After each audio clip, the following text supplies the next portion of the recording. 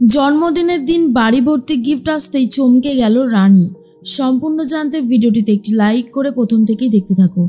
গল্পের শুরুতেই দেখা যায় রানীকে বিনু আর পুনু টেনে নিয়ে আসে।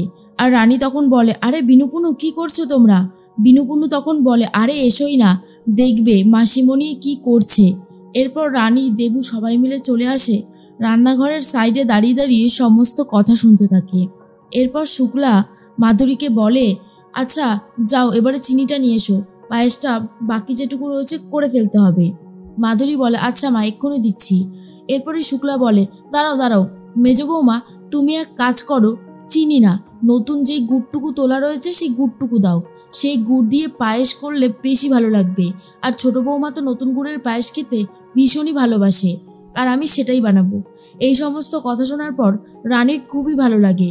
দেবু তখন আস্তে আস্তে ফিসফিস করে রানীকে বলে, দেখলি রানী দেখলি কি সুন্দর কাকিমণি তুই যেটা ভালোবাসিস সেটাই বানাচ্ছে, সত্যি এটা কিন্তু বেশ ভালো লাগছে।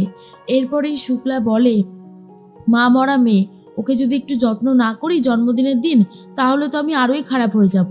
এমনি আমি খারাপ ভাবে আমি সব থেকে বেশি খারাপ পাষণ্ড একজন মহিলা, এছাড়া আর কিচ্ছু না। মাধুরী বলে, এসব আপনি কি বলছেন মা? রানী এসব কথা শুনলে অনেক বেশি কষ্ট পাবে, তাই বলছি দয়া করে আপনি এই কথাগুলো বলবেন না, এগুলো শুনতে ভালো লাগে না। শুক্লা তখন বলে, কেন, আমি কি ভুল কিছু বলেছি? তুমি বলো না, আমি যদি ভুল কিছু বলে থাকতাম তাহলে তুমি বলতে পারতে। রানী তো আমাকে এটাই ভাবে, আর কি ভাববে বলো, এটাই ভাবে রানী, আমি মরে গেলে তখন বুঝবে।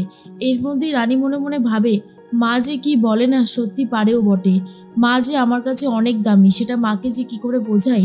বারবার এই পিঙ্কি বৌদির জন্য আমাদের মধ্যে একটা ভুল বোঝাবুঝি তৈরি হয়ে যায়। যাক, আজ আর এসব কথা মনে রাখবো না। এরপরে পায়েসটা হয়ে যাচ্ছে, অন্যদিকে দেখা যায় পিঙ্কি কথা বলতে থাকে রৌনকের সাথে আর বলে, এই বাড়ির সবার যে কি হয়েছে, বারবারন্ত বেড়েই চলেছে। রৌনক বলে, তোমার জন্যই তো হয়েছে। আচ্ছা তোমাকে তো আমি আগেও বলেছি, এখনো বলছি, তুমি রানীর সাথে পেরে উঠবে না, তাও কেন যে রানীর সাথে ঝামেলা করতে যাও সেটাই আমি বুঝতে পারি না। তখনই মনে মনে বলতে থাকে পিঙ্কি বৌদি, আমি তো রানীকে কিছুতেই সহ্য করতে পারি না, ও আসার পর থেকেই এই বাড়িতে আমার দাম একেবারেই কমে গেছে, যেটা আমি মেনে নিতে পারি না, তাই আমি রানীর পিছনে লাগি। এরপর পিঙ্কি বলে, রৌনক তুমি যে শুধু আমাকে ইনসাল্ট করছো তেমনটা না, তুমি কিন্তু নিজেকেও ইনসাল্ট করছো জানো তো। এই বাড়ির বড় বউদের যদি কদর না থাকে তাহলে ছেলেদেরও কদর থাকে না, এই যে যেমন তোমার কদর নেই, তোমার কেউ দাম দিতে জানে না। রৌনক বলে, সব কিছুই তো তোমার জন্যই হয়েছে পিঙ্কি, তুমি যাই বলো না কেন, রানীর পিছনে লেগে তুমি একদম ঠিক কাজ করোনি। বারবার সাবধান করেছিলাম যে রানী খুব চৌখস, রানীকে জব্দ করতে পারবে না তুমি, তুমি কি আমার কথা শুনেছিলে? শোনোনি, উল্টে ঝামেলা করতে ব্যস্ত হয়ে যাও।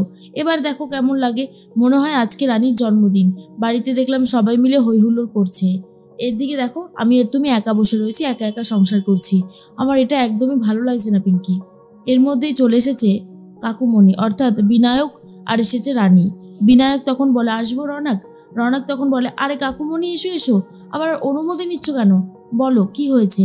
তখনই বিনায়ক বলে, আজ আমার ছোট বৌমার জন্মদিন, আমি সমস্ত বাজারঘাট করেছি, আর তোর কাকিমা রান্না বান্না করছে, আপত্তি ছিল না, সেই জন্য একটু বড় করেই করছি।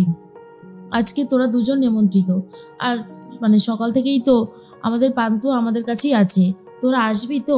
রৌনক তখন বলে, হ্যাঁ হ্যাঁ কেন যাবো না, কিন্তু কাকুমণি আমার ভাইদের অসুবিধা হবে না তো আমি গেলে? সেটার জন্য একটু ডাউট ক্লিয়ার করছি আর কি। তখনই কাকুমণি বলে, এসব তুই কি বলছিস রৌনক, তোর ভাইরা তোকে ভালোবাসে জানিস না, কিন্তু বড় বৌমা এমন কিছু কিছু জিনিস করে ফেলে যেগুলোর জন্য দূরত্ব তৈরি হয়। দেখ আমি এখনো বলছি, তোরা সবাই মিলে আয়, আমরা হই হুল্লোড় করবো। তুই জানিস না হয়তো, জানার কথাও নয়, তোর কাকিমণি প্রত্যেকটা রাতে তোদের জন্য চোখের জল ফেলে। আসলে আমরা তো একান্নবর্তী পরিবার, এই সমাজে তো একান্নবর্তী পরিবার দেখাই যায় না, কিন্তু এই যে আমরা সবাই মিলে একসাথে ছিলাম, হই হুল্লোড় করছিলাম, এটা কোন সংসারে আছে বলতো? কিন্তু তোর বউয়ের সেটা সহ্য হলো না, যাক সে অন্য কথা। পিঙ্কি তুমি কিন্তু আসবে অবশ্যই। এরপরেই পিঙ্কি বলে, নিশ্চয়ই যাব, আজ রানীর বার্থডে বলে কথা, আর আমি যাব না এটা তো হতেই পারে না। এরপরেই বিনায়ক চলে যায়। রানী বলে, পিঙ্কি বৌদি আজ সব কিছু ভুলে গিয়ে তুমি আমার জন্মদিনে এসো, কিন্তু আমরা সবাই মিলে অনেক মজা করব, আর তোমার মেয়ে তো আছেই, ও তো আমাদের কাছে সবসময় আছে। এরপরেই রানী চলে যায়। রৌনক বলে, দেখো তোমাকে সবাই কত ভালোবাসে আর তুমি উঠে পড়ে লাগো ওদের সর্বনাশ করবে বলে। এই জন্যই না আমার ভালো লাগে না পিঙ্কি, জানো তো। এরপর পিঙ্কি মনে মনে বলে, আজকের দিনটা আমি কিছু করব না, কিন্তু পরের দিনগুলোতে আমাকে আটকানো খুবই চাপের। এর মধ্যেই দুর্জয় চলে গেছে নার্সিংহোমে। সেখানে গিয়ে জানতে পারে মিস্টার গুপ্তার অবস্থা ভালো না, মিস্টার গুপ্তার অবস্থা ভীষণই খারাপ। এরপর ডক্টরের সাথে কথা বলে জানতে পারে যে ভালোই লেভেলের শরীরটা খারাপ হয়েছে, হার্ট অ্যাটাক হয়েছে অনেকবার, সেই জন্য অবস্থা আরও বেশি করে খারাপ। দুর্জয় তখন দেখে অনিশার অবস্থাও খারাপ। অনিশাকে বলে, অনিশা চিন্তা করিস না, সব ঠিক হয়ে যাবে, আর তাছাড়া আমরা তো আছি, আমরা গুপ্তাজির কোনো ক্ষতি হতে দেব না, তুই একটু ভরসা রাখ আর ভেঙে পড়িস না। এরপরেই অনিশা বলে, শোন না জয়, তোর বউয়ের জন্মদিন উপলক্ষে আমি এই উপহারটা কিনেছিলাম, আমি তো আর যেতে পারবো না, তুই না হয় রানীকে আমার তরফ থেকে এই উপহারটা দিয়ে দিস। তখনই জয় বলে, আচ্ছা ঠিক আছে, আমি তোকে কথা দিচ্ছি আমি এই উপহারটা রানীর হাতে তুলে দেব, কিন্তু তুই এত ভেঙে পড়িস না, ডক্টররা আছে, আমরা আছি, আমরা সবটা ঠিক করে দেব, তুই শুধু গুপ্তাজির পাশে ভরসা করে থাক, দেখবি সব ঠিক হবে।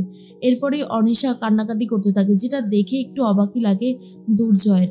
অন্যদিকে দেখা যায় বাড়ি ভর্তি লোকজন সবাই কিছু না কিছু কাজ করতে থাকে। রিতম বেলুন লাগাতে গিয়ে ওপর থেকে রীতিমতো পড়ে গেছে, আর তখনই দেবু ধরে নেয়, আর এটা নিয়ে বাড়িতে হাসাহাসি চলতে থাকে। অন্যদিকে চলে এসেছে ছোট্ট দুনি, তাকে নিয়ে এসে কথা বলতে থাকে জেঠুমণি, আর বলে, দেখো দেখো আজকে তোমার মায়ের জন্মদিন, আর জন্মদিন উপলক্ষে কি সুন্দর সাজানো হয়েছে দেখো দুনি। এরপর দুনিকে দেখে খুশি হয়ে যায় শুক্লা, আর বলে, সত্যি আমার নাতনিটাকে কিন্তু দেখতে আজকে খুব সুন্দর লাগছে এই জামাটা পরে।